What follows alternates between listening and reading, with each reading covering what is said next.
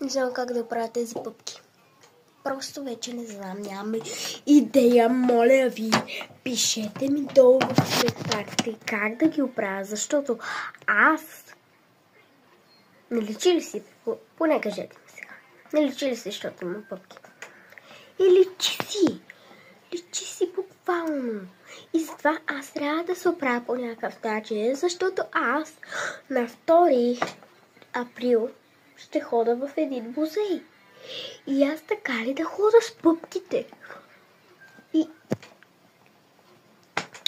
пишете ми долу в коментарите някакви идеи, защото просто не знам вече какво да правя.